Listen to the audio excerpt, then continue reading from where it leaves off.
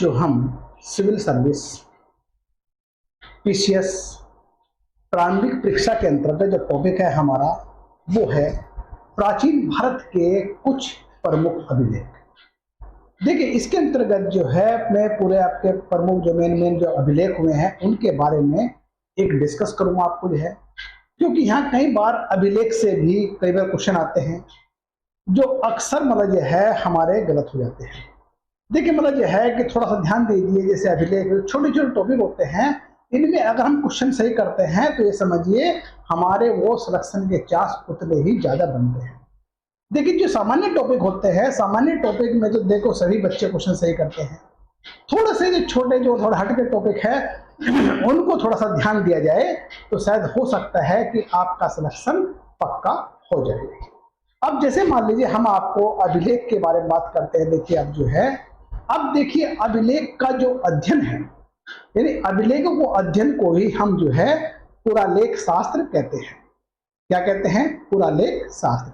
यानी पुरालेख शास्त्र जो है इसके अंतर्गत हम अभिलेखों का अध्ययन करते हैं। अब देखिए भारत में अधिकतर अभिलेख शिलाओं, स्तंभों, गुहाओं, दीवारों, प्रतिभाओं, ताम्रपत्रों और सिक्कों पर खुदे हुए मिले हैं। सबसे जो प्राचीन अभिलेख है वो है एशिया का बोकजगया अभिलेख। यानी कौन सा है? एशिया का बोकज कोई अभिलेख, यानी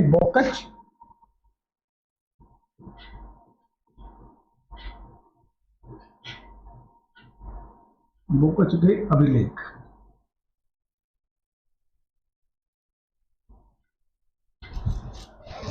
अब देखिए बोकजगय अभिलेख जो है ये जो है एशिया के स्थान में स्थित है।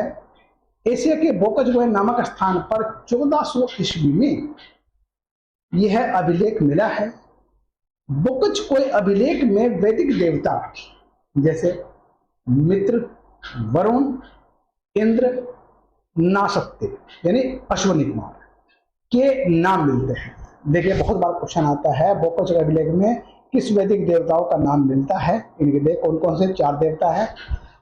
4 कौन कौन से हैं? मित्र, वरुण, इंद्र और नासत्य या अश्वनी कुमार। यह सर्वप्रथम अभिलेख है, या ऐसा कहते हैं संधि पत्र अभिलेख भी है, जिसमें इन देवताओं का साक्षी माना गया है। अब वहीं पर देखिए भारत के सबसे प्राचीन अभिलेख अशोक के माने जाते हैं, जो 3री शताब्दी ईस्वी पूर्व के हैं। और कुछ विद्वानों ने तो बस्ती यानी उत्तर प्रदेश में प्राप्त पितरवा, कलशेख और अजमेर में प्राप्तिया बडली अभिलेख को अशोक से भी पहले का अभिलेख बताया है, या अशोक के अभिलेख से भी पुराना अभिलेख माना है। वहीं पर देखिए चंद्रगुप्त मौर्य के सोहगोरा और महास्थान अभिलेख में भी अशोक के पहले के हैं। कौन सा? सहगोरा और महास्थान। किंतु अभिलेख की नियमित परंपरा अशोक के समय में शुरू होता है। अभिलेख जो है अशोक के समय में सिस्टमेटिक शुरू होता है। अब देखिए वहीं पर हम बात करते हैं, देखिए अभिलेखों की जो है प्रारंभिक अभिलेख प्राकृत भाषा में है। प्रथम संस्कृत अभिलेख शक अक्षत्र रुद्रदामन का जूनागढ़ अभिलेख है। यानी कि देखिए आप जो है जो प्रारंभिक प्राकृतिक भाषा में है, प्रथम संस्कृत का जो अभिलेख कौन सा है? शक अक्षत्र रुद्रदामन का जूनागढ़ अभिलेख है। यह संस्कृत भाषा में सबसे बड़ा अभिलेख है। यह 2री शताब्दी ईस्वी का है। सबसे पुराना अभिलेख हड़प्पा की मोहरों पर मिलते अभिलेख हैं, किंतु इनकी लिपि अभी तक पढ़ा नहीं जा सका। देखिए कि जो है हमारे जो सिक्के सिंधु घाटी से मिले हैं, इनके ऊपर जो अभिलेख है वो सबसे प्राचीन माने जा रहे हैं। पर इसमें दुर्भाग्य यह है कि हम उस लिपि को अभी तक पढ़ने में सफल नहीं हो पाए हैं। अब वहीं पर देखिए हम जो है मिस्र के अल अरमना नामक स्थान से कुछ मिट्टी की मोहरें, यानी कि टैबलेट्स मिली हैं। जिनमें बेबीलोनिया नरेश के नाम जैसे अंतमन्य, अर्ज विजय, यशदत्त, शत्रुघ्न आदि वैदिक नाम से लगते हैं। गुप्त और गुप्तोत्तर काल में अधिकांश अभिलेख संस्कृत में लिखे गए हैं। राजा मिनेंडर अभिलेख खरोष्टी लिपि और प्राकृतिक भाषा में लिखे गए हैं।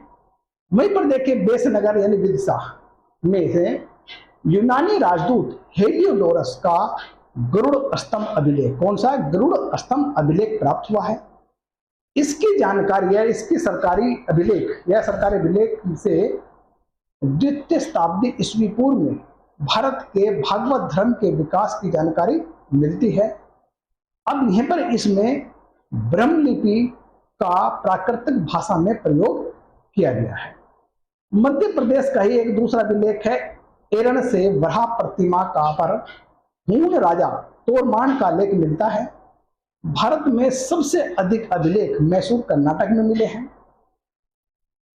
परलिपोसिस नक्श ए स्तंभ बहिस्तोन अभिलेख से पता चलता है कि ईरान सम्राट द्वारा सिंधु नदी घाटी के अधिकार किया गया था। दारा से प्रभावित होकर मौर्य सम्राट अशोक ने भी अभिलेख जारी करवाए या अभिलेख लिखने शुरू कर दिए। वहीं पर देखिए अशोक के मास्की, गुजरा, नेटूर, उद्गोलम अभिलेख में अशोक का अपना स्वयं नाम अशोक मिलता है। अशोक अधिकतर अभिलेख ब्राह्मी लिपि में है। देखिए अशोक के जो अभिलेख 4 लिपि मिले हैं। 4 लिपि में देखिए मतलब जो है खरोष्टी, ब्राह्मी, अरेमाइक, ग्रीक या यूनानी। अब इन 4 लिपियों में इसके लेख मिले हैं। अब देखिए इसके अंतर्गत हम बात करते, देखिए आप जो है ये हमारा देखिए सबसे पहले मतलब कुछ अभिलेख के बारे में डिस्कस करते हैं। जो अभिलेख है मतलब कौन कौन, देखिए आप जो है सबसे पहले तो हाथी गुफा अभिलेख, यानी कि ये हाथी गुफा अभिलेख की बात करते हैं। अब ये हाथी गुफा अभिलेख जो है उड़ीसा में है, यानी उड़ीसा के जो है उदयगिरी पहाड़ी में स्थित है। जो मतलब जो है कलिंग शासक खारवेल के समय में बनाया गया था। इस अभिलेख में खारवेल के शासन की घटनाओं का क्रमिक या सिस्टमेटिक वर्णन मिलता है। यह बिना तिथि का अभिलेख है। इसकी तिथि के बारे में अभी कुछ पता नहीं, यानी इसकी तिथि अज्ञात है। वहीं पर दूसरा देखिए अभिलेख है हमारे जूनागढ़ का या गिरनार अभिलेख। जूनागढ़ का अभिलेख, जूनागढ़ या फिर हम कहते हैं गिरनार का अभिलेख। अब ये जूनागढ़ या गिरनार जो है ये अभिलेख जो है गुजरात में बना हुआ है। वहीं पर देखिए जो है हमारे उज्जैन के शक नक्षत्र रुद्रदामन के शासनकाल में निर्माण हुआ था। रुद्रदामन के विवरण और गिरनार की सुदर्शन झील का इसमें विस्तृत वर्णन मिलता है। इसका देखिए एक तो रुद्रदामन के विवरण की बात करते हैं, शासन प्रशासन की बात करते हैं। दूसरे गिरनार की जो सुदर्शन झील है उसका बड़ा अच्छा बृहद वर्णन मिलता है। तीसरा जो अभिलेख है हमारा वो नासिक गुहा अभिलेख है। नासिक गुहा अभिलेख देखिए, अब नासिक गुहा अभिलेख की बात करते हैं जो महाराष्ट्र में स्थित है। ये देखिए सातवाहन वंश के शासनकाल में इसका निर्माण हुआ था। सातवाहन शासक गौतमी बलश्री या वशिष्ठी पुत्र पुलवामी ने इसका निर्माण कराया था। इस अभिलेख में गौतमी पुत्र सातकर्णी के सैनिक सफलताओं व अन्य कार्यों का विशद वर्णन मिलता है। चौथा है देखिए हमारा जो है नानाघाट अभिलेख। अब देखिए नानाघाट अभिलेख जो है ये जो है हमारा जो है सातवाहन शासिका सतकर्णी प्रथम की पत्नी नग्निका के शासनकाल में इसका निर्माण हुआ था। अब ये नानाघाट जो है महाराष्ट्र में स्थित है। अब इसके अंतर्गत या नानाघाट अभिलेख में सतकर्णी प्रथम के शासनकाल की संपूर्ण जानकारी मिलती है। वहीं पर देखिए नेक्स्ट है हमारा प्रयाग स्तंभ लेख। अब देखिए प्रयाग स्तंभ लेख जो उत्तर प्रदेश के इलाहाबाद में है। ये जो है समुद्रगुप्त के शासनकाल में इसका निर्माण हुआ था। प्रयाग स्तंभ लेख के अंतर्गत समुद्रगुप्त की विजयों और नीतियों का पूरा तरह से विवेचना की गई है, यह पूरा वर्णन मिलता है। इसी अभिलेख में एक चंपू शैली मतलब गद और पद का मिश्रण में, ठीक, जो लिखा गया है। मतलब बहुत बार क्वेश्चन आया प्रयाग स्तंभ लेख किस शैली में लिखा गया है। देखिए यह है चंपू शैली या गद पद की मिश्रण शैली में लिखा गया है। नेक्स्ट है देखिए हमारा मंदसौर अभिलेख। मंदसौर अभिलेख में देखिए हमारा ये जो है मध्य प्रदेश में स्थित है। अब देखिए यहां पर जो है मालवा नरेश, उनका नाम था यशोधर्मन के शासन काल में इसका निर्माण हुआ था। इस अभिलेख में यशोधर्मन की सैनिक उपलब्धियों का विशद वर्णन मिलता है, यानी पूर्णतः जानकारी मिलती है। नेक्स्ट अभिलेख है हमारा ऐहोल अभिलेख, जो मध्य प्रदेश में स्थित है। अब ये जो है वातापी के चालुक्य शासक पुलकेशन द्वितीय के शासन काल में इसका निर्माण हुआ था। इस ऐहोल अभिलेख के अंतर्गत हर्ष और पुलकेशन द्वितीय के युद्ध का पूर्णतः विवरण मिलता है। नेक्स्ट हमारा जो है ग्वालियर अभिलेख। ग्वालियर अभिलेख जो है मध्य प्रदेश में निर्माण हुआ। उस समय जो है प्रतिहार शासक मिहिर भोज के शासन काल में यह बनाया गया था। इस ग्वालियर अभिलेख के अंतर्गत गुर्जर प्रतिहार शासकों की संपूर्ण जानकारी मिलती है। क्या मिलती है? देखिए इसमें देखिए गुर्जर प्रतिहार शासकों की जानकारी संपूर्णतः मिलती है। नेक्स्ट है हमारा जूनागढ़ अभिलेख, यानी कि ऐहोल हो गया, ग्वालियर हो गया, जूनागढ़ अभिलेख की बात करते हैं। अब जूनागढ़ अभिलेख जो है हमारा ये गुजरात में स्थित है। इसका जो है इसका निर्माण जो है ये राजा स्कंदगुप्त के शासन काल में इसका निर्माण हुआ था। स्कंदगुप्त के सर्वाधिक महत्वपूर्ण एवं प्रथम अभिलेख है, जिसमें हुनों को पराजित करने व सुदर्शन झील को पुनः निर्माण का वर्णन किया गया है। यानी सुदर्शन झील का मेंटेनेंस या पुनर्निर्माण किया गया था।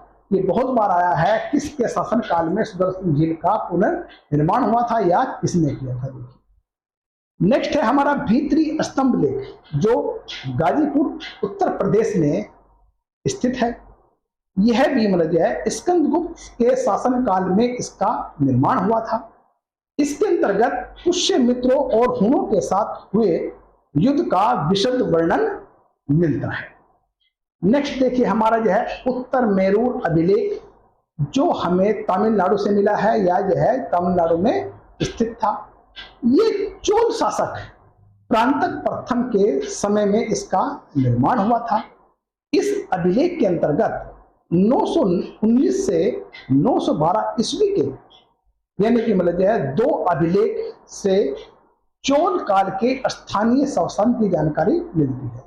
देखिए चोल शासन जो था अपने स्थानीय प्रशासन के लिए प्रसिद्ध है, और चोलों के स्थानीय प्रशासन की संपूर्ण जानकारी जो मिलती है हमारा उत्तर मेरूर अभिलेख के अंतर्गत मिलती है। नेक्स्ट है हमारा मेहरौली अभिलेख, जो दिल्ली में स्थित है। यह चंद्रगुप्त द्वितीय यानी गुप्त शासक चंद्रगुप्त द्वितीय के शासन काल में इसका निर्माण हुआ था। इस अभिलेख के अंतर्गत चंद्रगुप्त द्वितीय की सैनिक विजयों का विशद वर्णन मिलता है। नेक्स्ट अभिलेख हमारा है वह है विलसद अभिलेख, जो गुप्त शासक कुमारगुप्त के शासन काल में इसका निर्माण हुआ था। और वहीं पर देखिए कुमारगुप्त का प्रथम अभिलेख, जिसमें कुमारगुप्त तक गुप्त शासकों की वंशावली का पूर्णतः वर्णन मिलता है या वंशावली प्राप्त होती है। ये हमारा देखिए विलसद अभिलेख के अंतर्गत है। नेक्स्ट है हमारा अयोध्या अभिलेख। अयोध्या अभिलेख देखिए ये बना जो है उत्तर प्रदेश में स्थित है। जो हमारे पुष्यमित्र सिंह का अयोध्या का राज्यपाल था, उसका नाम था धनदेव। धनदेव ने मतलब जो है इसका निर्माण किया था। इस अभिलेख के अंतर्गत पुष्यमित्र सिंह के द्वारा किए गए 2 अश्वमेध यज्ञ का विशद वर्णन मिलता है। अब देखिए मतलब जो है ये मैं आपको 12, 13, 14, 15 अभिलेख के बारे में डिस्कस किया है। थोड़ा सा यहीं पर देखिए, अगर हम बात करते हैं, देखिए जो है अशोक के जो अधिकतर लेख जो हैं अभिलेख वो ब्रह्म लिपि में है। केवल पश्चिमोत्तर में ही साबाजगढ़ी और मनसेरा में खरोष्टी लिपि में मिले हैं। वहीं पर तक्षशिला और लगमान से अरामाइक लिपि में और कंधार के पास सर ए कुना में यूनानी यानी ग्रीक तथा अरामाइक लिपि में लिखा द्विभाषीय अभिलेख मिला है। वहीं पर देखिए एरागुड्डी यानी कर्नूल आंध्र प्रदेश अभिलेख खरोष्टी और ब्रह्मी दोनों लिपि में है। इसे बोस्टोफेदान शैली यानी क्रमशः दाएं से बाएं फिर बाएं से दाएं, यानी पहले से लिखा मना यानी दाएं से बाएं फिर बाएं से दाएं, इसको कहते हैं बोस्टोफेदान शैली भी कहा गया है। अशोक के अभिलेख की जो भाषा है वो प्राकृत थी। अशोक के अभिलेख के सर्वप्रथम खोज 1750 ईस्वी में किफलेंतर ने की थी और 1837 में ही जेम्स प्रिंसेप ने अशोक के अभिलेख को पढ़ा था। देखिए मैंने आपको एक संक्षिप्त रूप में अभिलेखों के बारे में जानकारी दी है। आशा करता हूं कि आपको इसका बेनिफिट मिलेगा। चलिए नेक्स्ट